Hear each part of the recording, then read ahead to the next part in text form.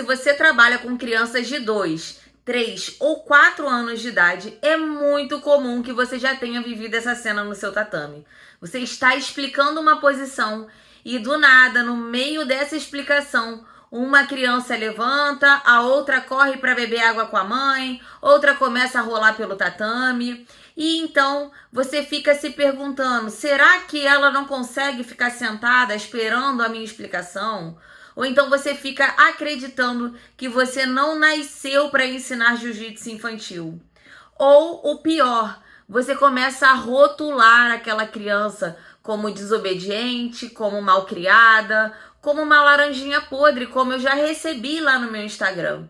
E justamente para te ajudar em relação às aulas de jiu-jitsu infantil, eu criei esse quadro aqui no meu canal. Antes de qualquer coisa, deixa eu me apresentar. Eu me chamo Suzane Andrade, sou faixa preta de jiu-jitsu, especialista em jiu-jitsu infantil, principalmente na Baby Class, crianças de 2 a 4 anos de idade. Sou pós-graduada em psicomotricidade, então esse canal visa transformar a vida do professor para que esse professor possa transformar e impactar vidas através do tatame. Se você curte esse assunto e quer aprender mais sobre como dar aulas para crianças, eu já te peço então, se inscreva no canal. Professor, a primeira coisa que eu quero que você entenda: nem todas as vezes que uma criança levantar e sair correndo no seu tatame vai ser sinal de desobediência ou de indisciplina dessa criança. Muitas vezes é apenas o comportamento esperado daquele cérebro.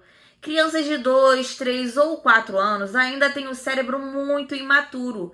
E é isso que você, como professor, precisa começar a entender e enxergar para mudar a sua condução de aula. Muitas vezes a sua atitude bem intencionada acaba atacando gasolina em fogo, ou seja, uma situação que poderia ser evitada, um caos, você acaba inflamando aquele caos e é quando todo o seu tatame acaba virando uma loucura desesperadora, aquela vontade que o professor tem de levantar da aula e sair correndo. Aliado a isso, ainda tem os pais que ficam do lado de fora do tatame observando a aula. E você começa a se questionar: será que eles estão percebendo? Será que eles viram que eu não consegui entregar nada do conteúdo do dia que eu precisava entregar, do meu planejamento do dia? Então, professor, a partir de hoje, você, antes do caos acontecer, vai identificar 3 pilares que eu vou te passar aqui, que antecedem todo o caos. Existem alguns sinais, são sinais que eu considero sinais amarelos. E o que significam esses sinais amarelos? Significa quando a criança levanta antes de você acabar a explicação. Quando a criança começa a olhar para o lado, olhar para o teto, começa a implicar com um amigo, começa a colocar a mão no material de apoio da aula antes da hora. E aí você deve se fazer a seguinte pergunta, professor. Nesse caso, podem acontecer um desses 3 fatores, anota aí. O primeiro fator que pode acontecer é a desconexão. E o que significa essa desconexão, professor? Desconexão nada mais é do que quando eu estou falando uma linguagem que o cérebro da criança parou de entender. Por exemplo, eu estou falando algo que para a criança é muito complexo, é uma explicação muito longa. Então aquele cérebro ele se desconectou de mim, porque eu saí do mundo infantil. Ou, às vezes, como acontece com muitos professores, eu nem entrei no mundo infantil. Porque a gente vem com uma forma de dar aula do jiu-jitsu antigo, do jiu-jitsu old school. E, infelizmente, no jiu-jitsu old school, as crianças eram tratadas como mini adultos. Se eu entro no meu tatame e trato a criança como um mini adulto, ela vai se desconectar de mim. Então eu preciso ter recursos, ferramentas de condução de aula para que aquela criança, aquele cérebro se mantenha engajado comigo, engajado com os meus comandos e com o que eu estou pedindo.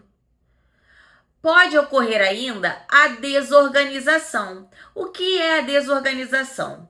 A desorganização nada mais é do que quando eu, professora, estou exigindo do corpo da criança uma habilidade motora que ela ainda não tem. Ou seja, eu não treinei aquela habilidade motora na criança e ainda assim eu estou exigindo. E o cérebro dela, a criança vai tentar de repente uma vez, vai tentar 2, não vai conseguir, vai desistir, vai começar a querer buscar outros recursos, vai começar a querer correr pelo tatame para se reorganizar. Porque ela se desorganizou, porque o corpo dela não está pronto para a atividade que você exigiu. Su, dá um exemplo. Criança de 2 ou 3 anos pulando num pé só. Para eles é muito complexo. Isso deve ser trabalhado aos poucos. Por isso que eu, como professora de jiu-jitsu infantil, não posso pura e simplesmente colocar um single leg na minha aula para crianças de 2 e 3 anos. Porque eles não vão conseguir executar, eles ainda não têm essa habilidade motora. Antes de concluir o terceiro item, eu quero te falar. Eu tenho um método chamado método LEAD. Dentro desse método, que é baseado em neurociência descomplicada do tatame, psicomotricidade e muita técnica de jiu-jitsu, você aprende a ser uma autoridade dentro e fora do tatame. Se você quiser fazer parte da minha comunidade dentro do método LEAD, eu te convido a clicar no link aqui e entrar em contato com o meu suporte, que lá a gente te passa todas as informações, combinado? Professor, agora voltando ao que você veio buscar aqui, vamos ao nosso terceiro pilar, terceira coisa que pode acontecer no seu tatame, que é a desobediência. Nesse caso, sim, a criança quer testar os seus limites, ela quer testar até onde ela pode ir com você. Então, crianças de 2, 3 e 4 anos têm esse hábito de testar limites. E aí é a hora de você mostrar quem é a autoridade no tatame. Mas você não precisa gritar, você não precisa de um apito. Olha isso que eu recebi no meu Instagram, um professor que usa um apito. Isso aqui só simboliza uma coisa, professor: desespero. Porque quando eu sei falar a linguagem que a criança entende, quando eu tenho uma cultura de regras no meu tatame, quando eu tenho regras do tatame, quando eu já mostro para essa criança que existe hierarquia, existe disciplina, eu não preciso gritar com a criança, eu não preciso perpetuar a cultura do medo para que aquela criança me obedeça. Basta eu relembrar o que eu quero que ela faça. E aí ela não vai testar o meu limite. Ou se ela testar o meu limite, ela precisa de uma consequência ajustada para o que está dentro do tatame. Ou seja, não dá para ela testar o meu limite no tatame e eu tirar o videogame dela que está em casa. Não tem nada a ver. Ela precisa de uma consequência dentro do tatame. E é isso que eu, como professora de jiu-jitsu infantil, preciso entender. Que quando eu olho para todos esses comportamentos com a visão do jiu-jitsu old school, tendo em relação à criança a mesma expectativa que eu tenho de um adulto, o que acontece é eu julgar essa criança como indisciplinada, como uma laranjinha podre, como eu recebi no meu Instagram. Porque o professor ele começa a olhar para a criança e imaginar que aquela criança ali acordou pensando e planejando: nossa, como eu posso estragar a aula do meu professor hoje? Vou fazer isso. E professor, longe disso. A criança não tem maturidade para ter esse tipo de raciocínio lógico. Então, quando eu olho para tudo isso aqui de uma maneira só, eu coloco sempre as crianças como desobedientes. E até eu testar o limite de uma criança é uma fase do cérebro dela, para ver até onde aquelas conexões neurais vão.